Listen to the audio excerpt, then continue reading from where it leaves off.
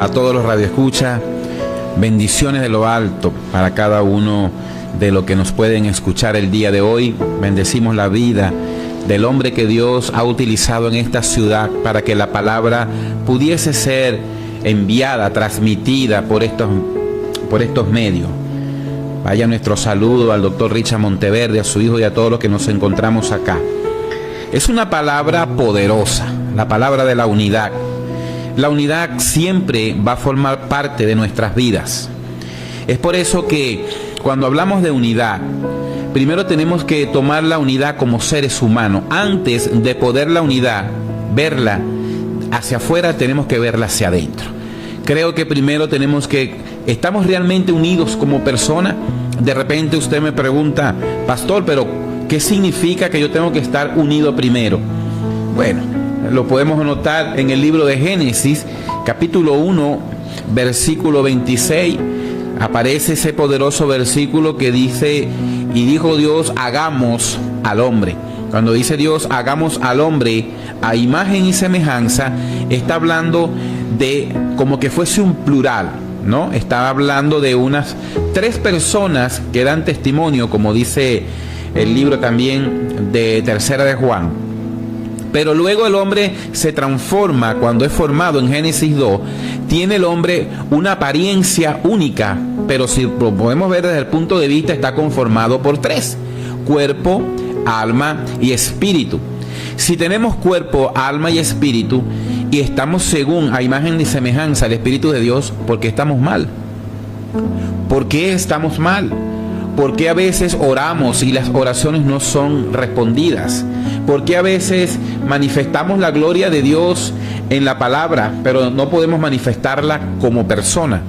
Es porque no estamos unidos aún. Nosotros como persona, como seres humanos, no hemos logrado aún la unidad en lograr ser uno solo. Pero ¿cómo logro la unidad en uno solo? Eso solamente la puede lograr el Espíritu. Es imposible la carne unirse. La carne puede unirse. ¿Quiere un ejemplo de ello? Vaya a la parábola de las 10 vírgenes. La parábola de las 10 vírgenes te muestra una unidad de una forma y de otra. Habla de las 10 vírgenes. 5 de ellas eran sensatas y 5 de ellas eran insensatas. Tenemos unidad tanto para los propósitos de Dios como para aquello que no forma parte de los propósitos de Dios. Es decir, esté del lado que esté, en la circunstancia que esté, siempre la unidad va a formar parte como un método de vida existente. Fíjese que en el libro de Hechos de los Apóstoles, en el capítulo 1, verso 4, dice, en el nombre del Padre, Hijo y Espíritu Santo, leo, dice, y estando juntos, es decir, estaban todos unidos, habla de la unidad. Y estando juntos, les mandó que no se fueran de Jerusalén, sino que esperasen la promesa del Padre, la cual les dijo, oíste de mí. ¿Qué quiere decir esto, amada iglesia, amigo que me escuchas? Sin unidad no hay promesa. Repito, sin unidad no hay promesa. Si tu iglesia no tiene unidad, no hay promesa. Tienes que unirlos primero como hermanos, pero no puedes unir la carne. La carne es motolita, la carne es traicionera, la carne es manejada por las emociones. En la carne vas a encontrar diferentes metodologías del ser humano, conductas, carácter, temperamentos, diferentes formas de ser y de pensamiento. Quiero llevarte a aquella preciosa enseñanza en el Nuevo Testamento de los 4 que llevaron al paralítico. ¿Quieres ejemplo de unidad? Te lo voy a detallar. Hoy Dios te va a dar una palabra revelada que la vas a agarrar en el Espíritu.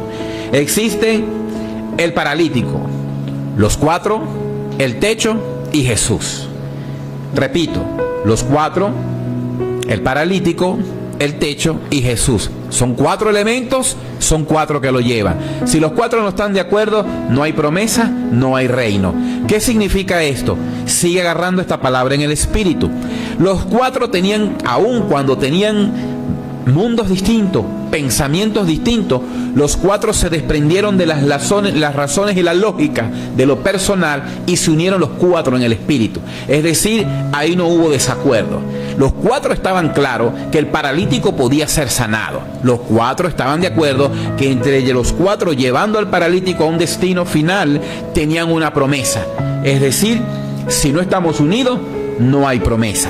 Pero fíjate lo siguiente, el paralítico no podía moverse por sí solo porque las ataduras, la esclavitud no le podía ver. Está no solamente inmovilizado del cuerpo, también estaba inmovilizado en su conciencia, ya que la palabra de Dios dice en el libro de Romanos que tienen también cauterizada la conciencia. Es por esto que los 4 que llevaron al paralítico tenían que estar los 4 en el espíritu, no podían estar en la carne, porque uno le iba a decir, ese pesa mucho, anda tú, agárralo tú, yo no puedo, agárrate una parte, yo agarro la otra. Así pasa en la iglesia. 4 que están de acuerdo, pero si están en el espíritu, no va a importar la distancia para ir a la iglesia, no va a importar la hora, no va a importar dificultad. Ese es el primer elemento, los 4. Fíjese que lo está dejando esta palabra hoy que Dios te está dando revelada. 4 personas, 4 formas de pensar, 4 tipos de carácter, 4 elementos distintos, e incluso hasta ADN distintos, huellas dactilares distintas, es decir, 4 tipos de identidad, pero una sola identidad en Cristo. Ese es el ejemplo de unidad. Luego el paralítico dice, yo no tengo quien me lleve. Si se ponen de acuerdo, yo puedo estar dispuesto para ustedes. Él quería la comunidad. Yo quiero que me paguen, yo quiero que me lleven, yo quiero que me carguen. Entonces los 4 no se quejan. Bueno, pero llévalo tú. Bueno, pero ¿por qué no lo llevo yo? No te preocupes. Si 4 están en el espíritu, van a decir, no te preocupes, yo pongo el carro. ¿Dónde hay que buscarlo? Yo le doy el agua, yo le doy la comida, yo le doy todo. 4 en el espíritu que tengan identidad de reino. El paralítico luego es llevado. ¿A dónde? Al techo. ¿Qué significa el techo en esta enseñanza bíblica? Significa romper los cielos de bronce, guerra espiritual, intercesión, oración. Es decir, estos 4 estaban conscientes, mientras tú guerreas, yo ayuno, mientras yo ayuno, tú oras, y mientras el otro está de centinela como atalaya, y los 4 vamos a romper el techo. ¿Cuál es el elemento para romper el techo? La fe. Yo tengo fe que a donde voy tengo una respuesta del Padre. Pero si de los 4 uno se queja, es imposible porque no hay unidad. Si de los 4 2 te dicen, bueno, yo voy a ir, pero yo no estoy seguro que podamos romper el techo, no va a haber unidad, no va a haber promesa. Repito, y estando juntos, estando juntos les mandó que no se fueran de Jerusalén, sino que esperasen la promesa. Es decir, la promesa solo viene por unidad. Cuando los 4 logran romper el techo, ¿usted cree que Jesús no sabía que habían 4 que estaban buscando un paralítico y que no estaban 4 rompiendo el techo? ¿O usted cree que un pedazo de techo le cayó en la cabeza a Jesús y lo sorprendió y le dijo, oh, me llegaron 4 trayendo un paralítico? No, Jesús lo que dijo fue, estos de verdad que estos 4 lograron la promesa. Por eso cuando los fariseos ven el milagro que hace el Señor se enseñorea en su poder gracias al elemento que utilizaron los 4, el paralítico, el techo, y en un mismo espíritu le dice, ¿qué es más fácil decirle? ¿Que tome el lecho, se vaya, o que los pecados le son perdonados? Los 4 lograron la manifestación de los hijos de Dios. Nuestro Padre tiene el poder, pero necesita guerreros. Nuestro Padre tiene el poder, pero necesita unidad. Sin la unidad no hay promesa. Sin la unidad no hay reino. Por eso es que hoy, amada iglesia, Dios te está hablando, amigo pastor, querido pastor que estás escuchando esta palabra, une a tu iglesia, une a tus siervos, une a aquel pueblo de Dios, ponlos como hermanos a entender que si los 4 no están de acuerdo, no va a haber ni paralítico, no van a haber señales, no va a haber milagros, no va a haber sanidad, no va a haber liberación. Si los 4 no están de acuerdo, no va a haber cielos abiertos. Y si los 4 no están de acuerdo, no va a haber milagro de parte de nuestro Señor Jesucristo. De manera que esto lo muestra claramente que como iglesia nosotros tenemos un arma poderosa que se llama la unidad. Fíjense que en el libro de Hechos capítulo 2 habla de cuando llegó el día de Pentecostés, estaban todos unánimes.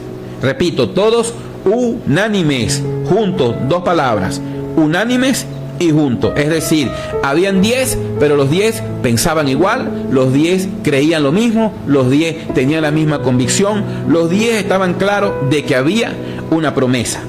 Y dice que, y de repente vino del cielo un estruendo como de un viento recio que soplaba, el cual llenó toda la casa donde estaban sentados. Aquí viene la promesa. Se les aparecieron lenguas repartidas como de fuego, asentándose, fíjese, sobre cada uno de ellos. Escucha esto, querida iglesia, amigo que me escucha. Para que te pueda venir el poder de Dios de manera individual, tienes que saber que tienes que permanecer a un grupo en unidad. Repito, si no estás en unidad en una iglesia, si estás aparte, porque tú tienes el conocimiento, porque tú crees el que domina, porque tú crees el que tiene todo, ten mucho cuidado de eso, porque si no formas parte del unánime, todos juntos, no te va a venir esta promesa que dice: y se le aparecieron lenguas repartidas como de fuego, asentándose en cada uno de ellos. De manera pues, que si quieres un ejemplo de unidad, hoy el Señor te ha revelado lo que es la unidad como iglesia. Querida iglesia, te lo está hablando el Señor. Como iglesia, no hay promesa, no hay reino. Y cuando te repito los 4 elementos del paralítico, para que pueda haber milagros de sanidad, tiene que haber unión. Para que pueda haber rompimiento en el mundo espiritual, tiene que haber unión. Y para que el Padre se presente y le diga al paralítico: levántate y anda, tiene que haber primero la manifestación de la unión.